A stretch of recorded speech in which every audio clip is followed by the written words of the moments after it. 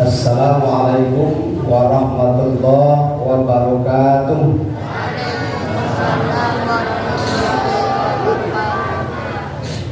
Alhamdulillah, salatu wassalamu ala rasulillah, amma ba'du. Bersyukur kita kepada Allah, berselawat kepada Rasulullah. Bapak dan Ibu sidang jamaah tarawih yang dirahmati Allah, malam hari ini ibarat makan itu makan batapur. Mana banyak biasanya nasi dolong atau nasi tambur lah. Banyak nasi dolong ya. Nasi tambur kok sekedar palangkok ya. Tadi lah kita dengar ceramah dari anak itu dari pesantren Purba Mustafawiyah Sumatera Utara. Sikit, kami, padik, baganik, tiga adalah mengamalkan Bapak Ibu. Jadi malam hari ini saya ingin menyampaikan ada 5 hal yang harus kita segerakan dalam hidup ini. Terdapat dalam kitab Hilyatul Auliya karya Abu Nu'aim Al-Asobani jilid yang ke-8 halaman 71. Dalam kitab itu dijelaskan al-ajalatu minasyaitan illa fi khamsatin fa innaha min sunnati Rasulullah sallallahu alaihi wasallam it'amut ta'am wa tajhizul janaiz wa tazwijul dzikr wa qada'ud din wa taubatu minadz dzambi. Artinya tergesa-gesa itu adalah perbuatan setan kecuali dalam 5 hal. Dalam hadis lain dikatakan al-ajalatu minasyaitan at-ta'anni minallah. Tergesa-gesa datangnya dari syaitan, tenang itu datangnya dari Allah. Jadi kalau kita mendatangi sholat berjamaah, kalau terlambat jangan tergesa-gesa karena itu perbuatan setan. Nah, dalam hadis ini yang boleh tergesa-gesa itu yang pertama it'amut ta'am, menjamu tamu. Jadi kalau datang tamu ke rumah kita, sesuai dengan yang diajarkan Rasul, jangan diajak mota dulu, tapi disuguhi makan atau minum terlebih dahulu. Sebagaimana Nabi Ibrahim didatangi oleh malaikat ketika memberi kabar gembira tentang kelahiran anaknya Ishak dari istrinya Sarah. Datang tamu, diladeni dulu, baru setelah itu ditanya maksud kedatangannya. Nah, ini yang pertama. Jadi menurut Rasulullah mengajar kita melayani tamu itu layani dulu baru ditanya maksud kedatangannya. Orang Minang kan begitu apa? Baru dia salapeng arah kan.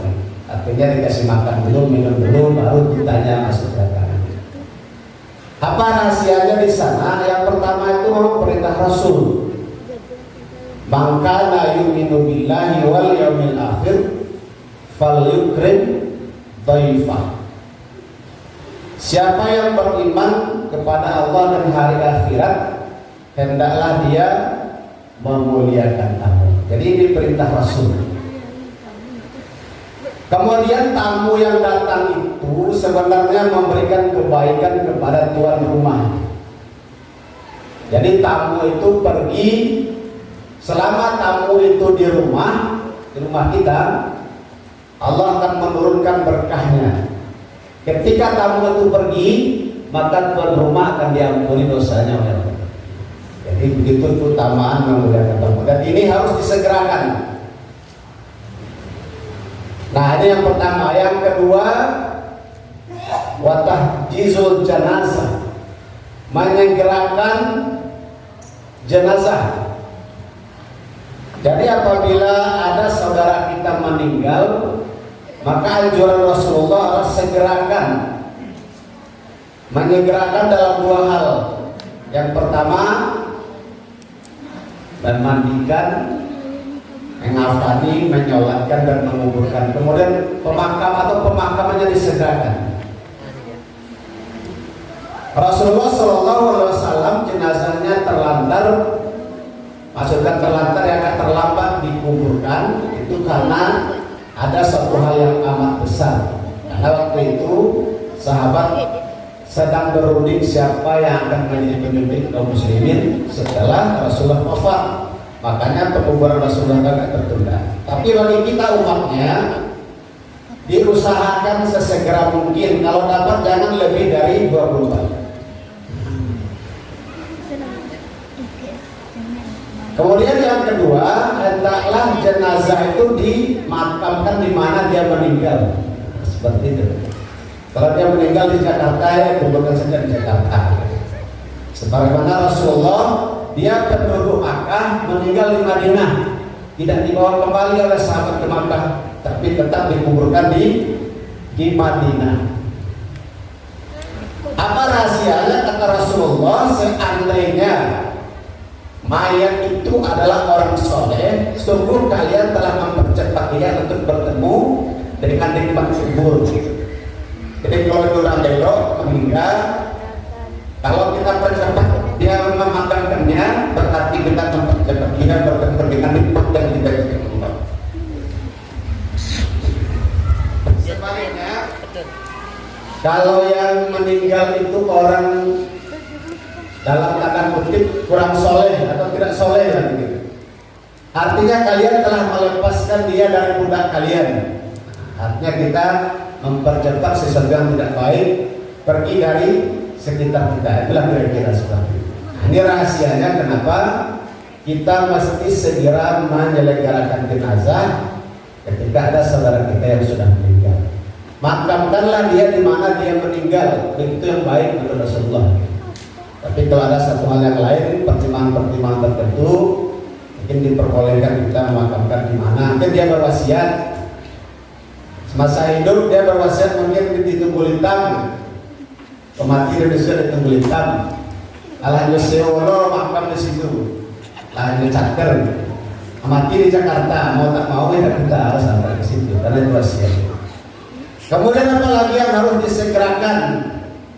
Wataswijul bikir, menikahkan anak perempuan yang sudah ada jodohnya. Jadi kalau ada jodoh anak perempuan kita, bapak dan ibu, dan dia sudah berkeinginan untuk itu, dilarang kita menunda-nunda. Karena kata Rasulullah, kalau kalian tunda-tunda akan terjadi mufsadat yang lebih besar. Mungkin dia bergaul di luar sepengetahuan kita, lalu datang godaan setan dan segala macam, atau jodoh yang soleh ini lepas. Jadi datangi orang soleh untuk melamar dia dengan alasan kuliah segala macam, kemudian tak jadi bayi orang soleh itu, akan kemungkinan besar tidak akan mendapatkan pengganti yang soleh. Jadi ini mafsadat yang dimaksud oleh para ulama. Jadi kalau ada anak dan nyawa lahado jodohnya, segerakan. Kemudian waqadha utin, membayar hutang kalau sudah jatuh tempo sesuai dengan perjanjian. Kalau kita mau hutang di orang, jatuh tempo hutang awak, segera bayar. Karena menunda-nunda hutang dikala kita mampu, itu kata Rasul termasuk suatu kezaliman. Jadi tak boleh menunda-nunda hutang kalau lah ada piti pembayar, bayar. Kemudian yang terakhir yang harus kita segerakan dalam hidup ini adalah bertaubat dari dosa.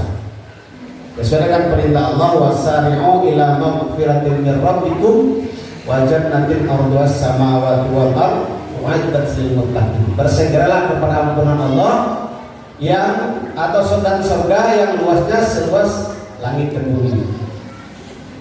Nah, ini beberapa hal yang mesti kita segerakan dalam hidup. Dalam riwayat lain ada yang mesti segerakan. Yang pertama tambahannya itu berbuka. Nah, setelah datang waktu berbuka segerakan. Jadi artinya segera itu setelah masuk waktu berbuka, bukan jam 5 lalu buku, itu kan segera namanya. Tapi ketika telah masuk waktu berbuka, langsung kita berbuka tanpa menunda-nunda. Kemudian yang berikutnya yang harus segerakan lagi, melaksanakan ibadah di awal waktunya seperti sholat. Nah, ini Bapak dan Ibu-ibu, hal-hal yang boleh kita segerakan atau tergesa-gesa melakukannya dalam 5 hal. Yang pertama, mengurus jenazah. Kemudian yang kedua, mengawinkan anak perempuan yang sudah ada jodohnya. Kemudian yang ketiga, menjamu tamu. Kemudian membayar hutang dan bertaubat dari kesalahan. Itulah gaji kita malam ini Bapak dan Ibu. Kita udah panjang-panjang, namun informasi nasi tambur. Mudah-mudahan nasi tambur ada gak berhasil Bapak Ibu. Demikian gaji kita, mudah-mudahan bermanfaat. Billahi taufiq wal hidayah. Assalamualaikum warahmatullahi wabarakatuh.